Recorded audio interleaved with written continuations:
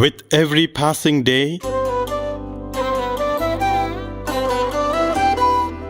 hundreds and thousands came to him.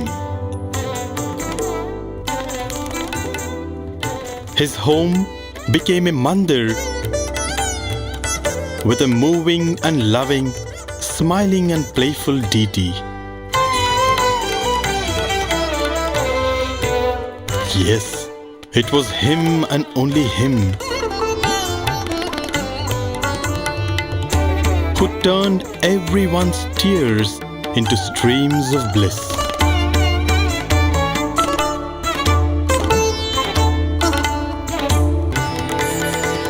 As the bud blossomed to reveal 1,000 petals,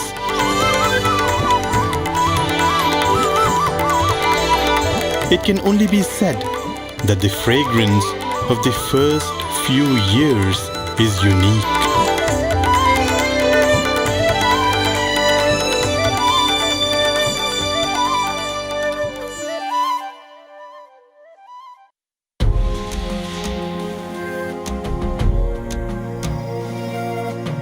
It was at Pathamandiram that all the big functions started to be held.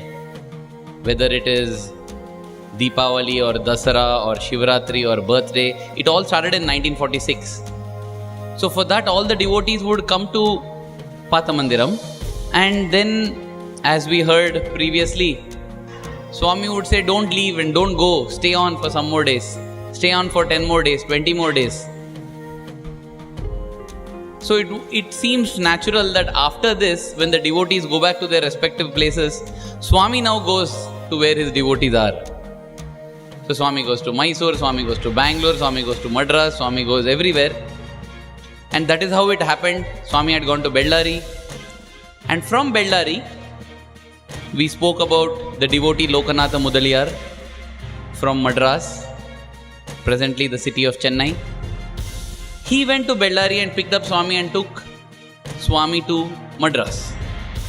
As we had seen previously, that piece of land which had been illegally occupied by a sorcerer and a magician who had put all this black magic on Lokanatha Mudaliyar, that land got freed up. This land was in a place called Gindi. It was the desire of this devotee Lokanatha Mudaliyar that he wanted to offer this land to Swami. Swami says, properties are not proper ties. The only property that we have is our love for Bhagwan and Bhagwan's love for us. Everything else, as Adi Shankara would say, Harati Nimeshat Kalas Sarvam. In one moment, it will be taken away. Ma kuru dhana jana yauvana garvam. Don't have pride on dhana, wealth, jana, the people you have, yauvana, your youth, your influence. Don't have pride about all these because they can all be gone in one moment. This moment it is there, next moment it is not there. They are not proper ties. And this is what possibly Lokanatha Mudaliyar realized. And he said, Swami, I don't want this land. I want to offer this land to you. I want to build your home here. And Swami said, yes, definitely. And Swami had said, I will come for the Bhumi Puja. So as plans were being made, Lokanatha Mudaliyar receives a letter from Bhagwan. In the letter, Swami says, I shall accept the abode, but don't install my idol there. Install the idol of the previous form, which is Shirdi Sai.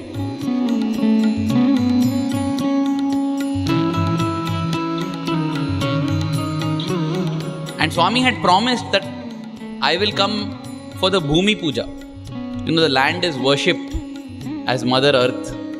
There are 5 mothers that are worshipped: Bhumata, Gomata, Vedamata, Dehamata and Deshamata. The earth, the country, one's own mother, the cow and the Vedas. These 5 are worshipped as mothers. And so you do Bhumi Puja, you worship Mother Earth before you begin any construction, before you start digging into her. This Gindi temple would later become the first ever temple where an idol of Shirdi Baba was installed in 1949. The idol at Shirdi itself came in 1954, 5 years after Gindi. It is for this Bhumi Puja that Lokanatha Mudaliyar went to Bellary to pick up Swami and get him to Madras. And the Bhumi Puja duly took place, wherein Swami materialized a talisman, which was like a roll, and along with kumkum, vibhuti and turmeric, Swami planted it into the land, into the Bhumi. Swami then declared, "This will be my first spiritual center." And even as construction began, a huge anthill started coming up at that place. We know Swami's connection with the anthills. In fact, the word putta itself means anthills. This anthill started coming up, and fearing that snakes might be staying there, Lokanatha Mudaliyar ordered for it to be broken, demolished and destroyed. Even as they began demolishing that anthill, they noticed that their family members began to get sick, one by one. Swami appears in the dream of the station master of the Gindi station, and in his dream he tells, "Tell them not to demolish my home. I am there as Nagasai." And therefore, when this is conveyed by the station master to Lokanatha Mudaliyar, instead of demolishing that huge anthill, Lokanatha Mudaliyar gets a big mantapam built over it. It becomes a temple which exists even to this day. And this happened on the 10th of July 1946. Around this time, Swami made another trip to a place called Kadalur in Tamil Nadu.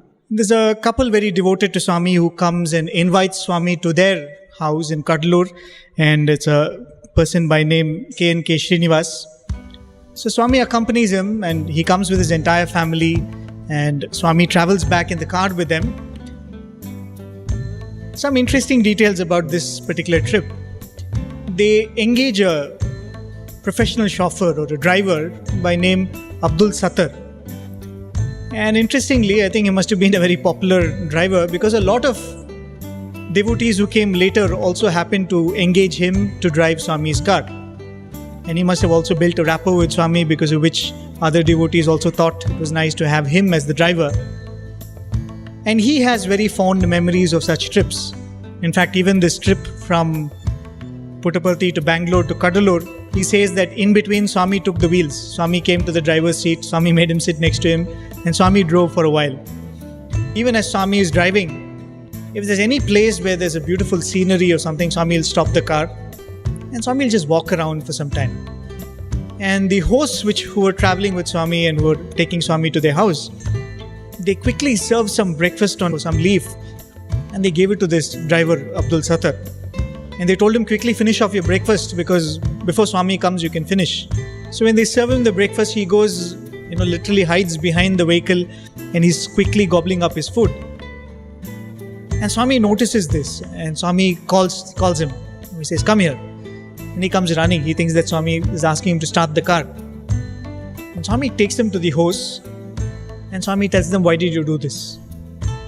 And Swami tells them, there is only one caste. All of us are mothers, fathers and children. We are all related. How can you treat him separately like this? And the next stop, where they stop for breakfast, Swami makes him sit next to him, and Swami serves him food, and Swami ensures that henceforth every time he's treated like one of the people who's part of the convoy. And typically, drivers would do it. This driver told Swami, just 2 rupees per kilometer. From here, if we take a detour, we can go to Pondicherry and see some places and come. Swami said, "Okay, come, let's go." So from Kadalur, Swami went with his driver to Pondicherry, Tiruvannamalai, because Swami didn't go into the ashrams.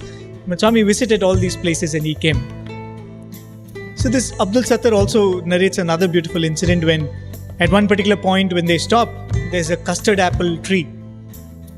And Swami goes around walking as usual, and he goes to this custard apple tree, and he says he clearly sees that Swami plucked a custard apple. And then he came towards the driver. So the driver was very happy. He said, "All of these rich people are there, the hosts are there, but Swami is coming towards me to give me the custard apple."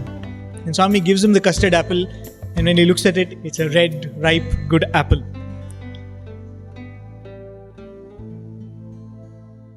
And then Swami goes to this particular devotee's house, Mr. Srinivas. Swami stays there for 3 days.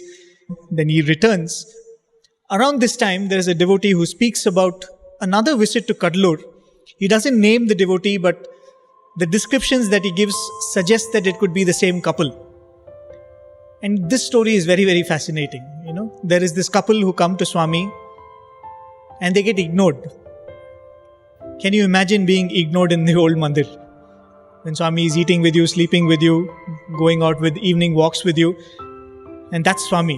Even then he can ignore if he wishes to. So this couple were constantly being ignored and they kept coming back again and again. Why did they come back again and again? Otherwise, a very rich family, they had got into a lot of debts. They were in a lot of trouble, so they came to Swami hoping that Swami will solve their problem.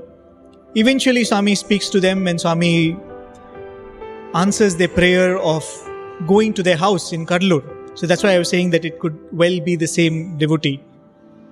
So after Swami goes there, they perform Pada Puja for Swami. And this person narrates that after they do Pada Puja, Swami taps the ground.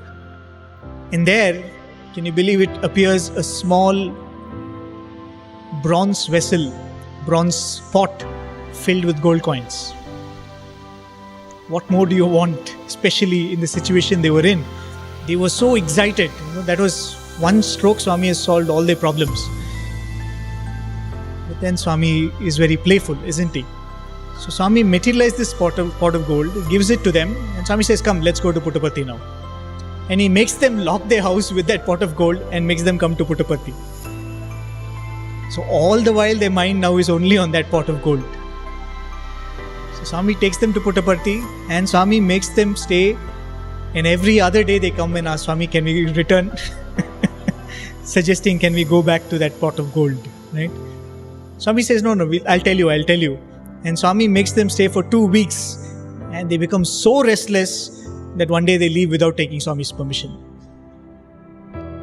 And they are like waiting to go and again have a look at that pot of gold. They open the door and it is there. It has not vanished. It is still there, and greedily they go and touch it and it vanishes. So of course he comes back after that. Swami doesn't talk to that family for a long time. See, this is how we are. This is how silly we are.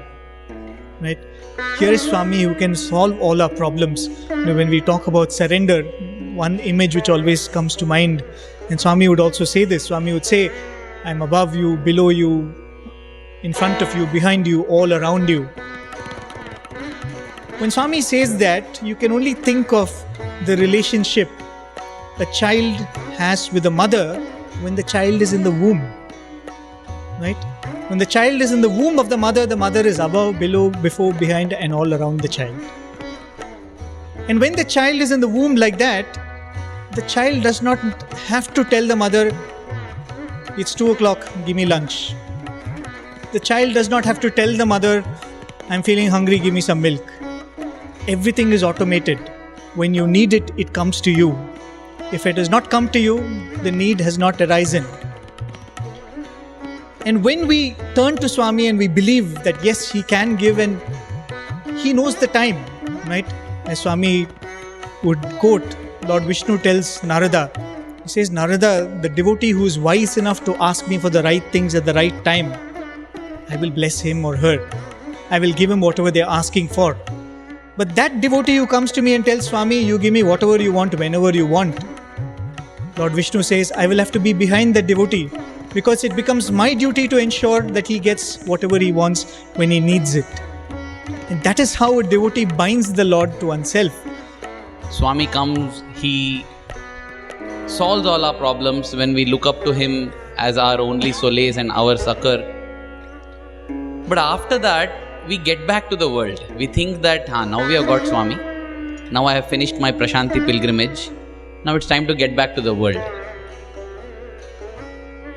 Swami writes beautifully in the Ramkatha Rasavahini towards the end in what is possibly the most controversial thing that Lord Sri Rama did, which is sending away his chaste and pure wife Sita to the forest. And he sends her away because apparently a washerman passes a comment saying, how could the king accept a woman who stayed in somebody else's home? And this is after Sita has gone through the Agni Pariksha. But when we read the Ramkatha Rasavahini, which is an autobiography because the Lord has written it, Swami writes so beautifully that when this news reaches Rama of what the Dhobi has said about his wife Sita, Rama goes to Mother Sita and says, Sita, I am very happy with you. What do you want? Ask for what you want. And at that point in time, Mother Sita says, Rama, always I have had this desire to visit the different hermitages that are around Ayodhya. It will be nice if I can go and do that.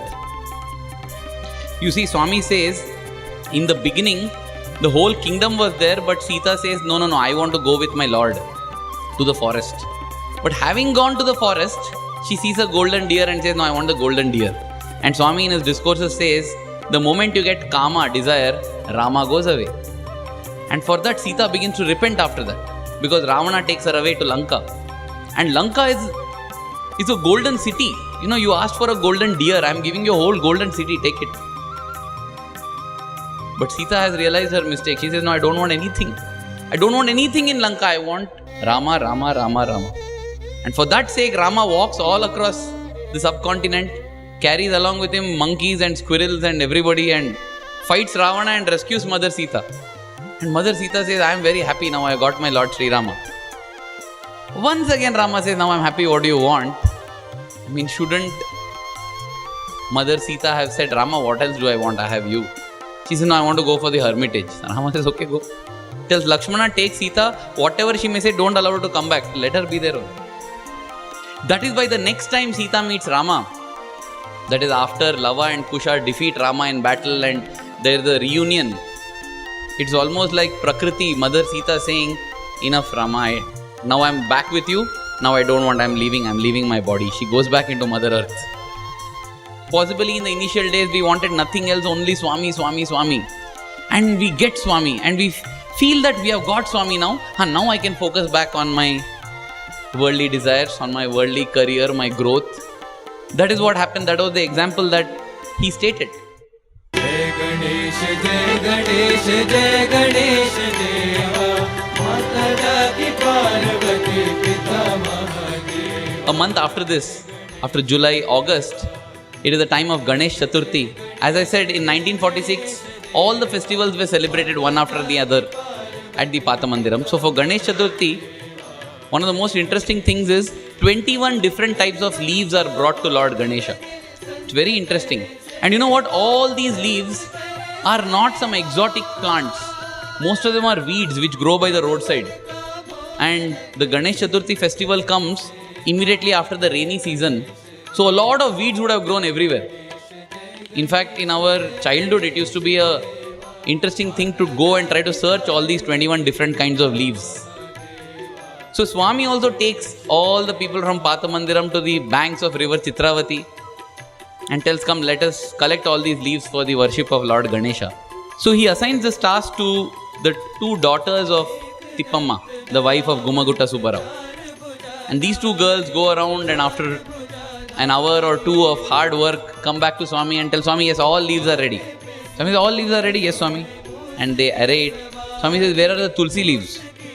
Oh, Tulsi, we forgot, Swami. And they go around and there is not a single Tulsi plant in sight. They come back to Swami and tell Swami, Tulsi leaf, I think it will be difficult to get. Swami says, why? Just pluck and come. Swami, there are no Tulsi plants. I see only Tulsi plants. And they turn around and it's only Tulsi plants there. Another Leela in a moment. So they go and pluck. They pluck basketfuls of Tulsi plant. There's an excess of Tulsi leaves. One of these daughters, her name is Nagalakshmi, she decides to make a big mala for Swami with Tulsi. Tulsi mala. Now Swami at this time is 19-year-old, 20-year-old.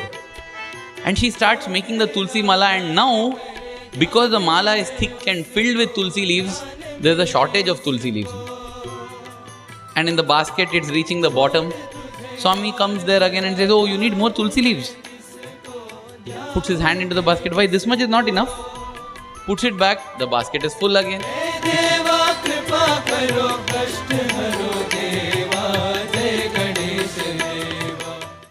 Speaking of leaves, we introduced Miss Leela, the daughter of Lokanatha Mudaliyar.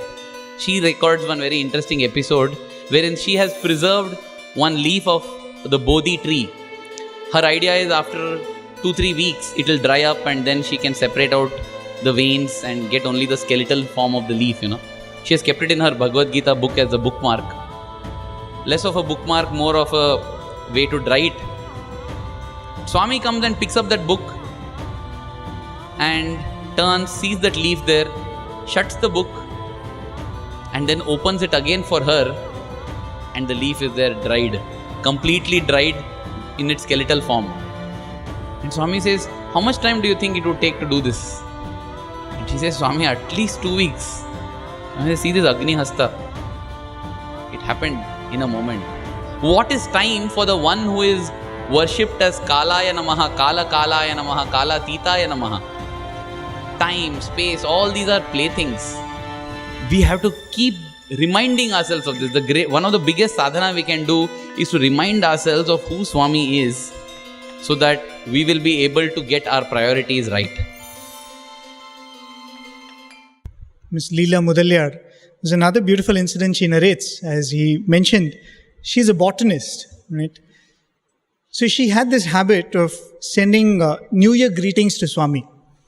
And being a botanist, what she used to do, she used to draw a beautiful flower on the greeting card and send. And every New Year she had this habit of sending this greeting card to Swami. And what would Swami do? Swami would wave his hand, materialize a small stamp-sized photo of himself, stick it on that flower and send it back to her. And this would happen every year on New Year. A very simple incident, but I think this is what Swami wants all of us to do. There is no one thing which pleases Swami. There is no one art form that pleases Swami. There is no one talent which pleases Swami. What is yours, you offer it to him and he will accept it. There was another, maybe quickly I'll narrate, there was this old devotee of Swami who's been coming from the 70s. He became an architect eventually.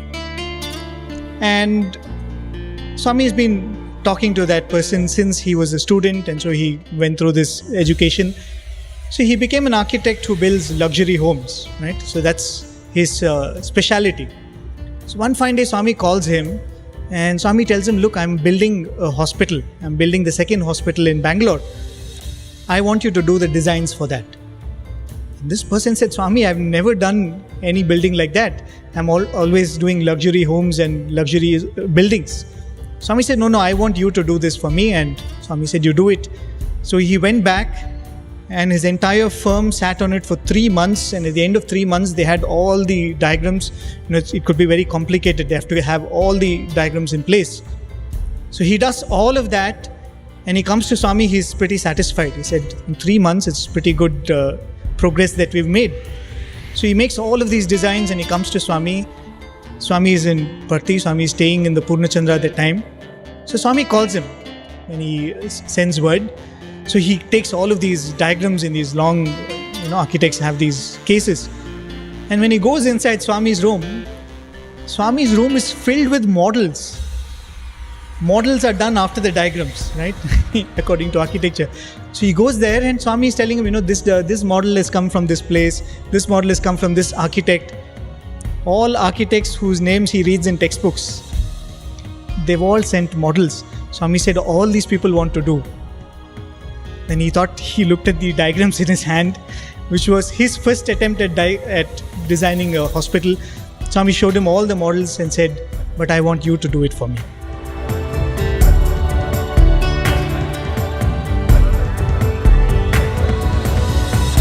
Swami does not seek the best. If Swami wanted the best speakers, Arvind and I will not be here.